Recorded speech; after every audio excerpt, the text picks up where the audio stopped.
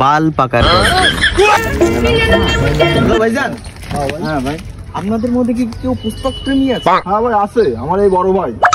তাহলে তো ভাই আপনার জীবনটা অর্জনে অর্জনে অর্জনে ভরপুর। আরে ভাই কি যে খান, অর্জনের আর কি করলাম, বই একটু পড়তে ভালো লাগে তাই করি ভাই। ভাই আপনার জীবন তো আসলে অনেক সুন্দর হবে, কারণ আপনি একজন বই প্রেমী, বই পড়েন। আর আপনার জন্য একটা বই নিয়ে আসছি। এই বইটা অবশ্য আমার নিজের লেখা, অনেক সুন্দর এবং সহজ। আপনি যদি অল্প শিক্ষিত মূর্খও হন, তারপরেও খুব সহজে পড়তে পারবেন। তাহলে ভাই আপনার বইয়ের নামটা কি একটু বলেন? নাম শুনলেই আপনার বই কিনতে ইচ্ছা করবে। এই যে বাল পাকার গর্জন। না না না ভাই, সব বই কিনবো না ভাই, ফালতু বই ভাই কিনবো না ভাই।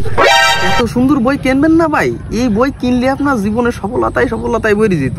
কি যে একটা ভুল করলেন স্যার, ডিলাইন আমি শুধু এতে একটু পড়ি শোনাই, একটু শোনেন। আগে ছিল কালো স্টাইলের গর্জন, এখন সাদা সময়ের অর্জন।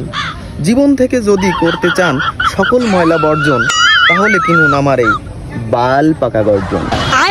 Page number 69।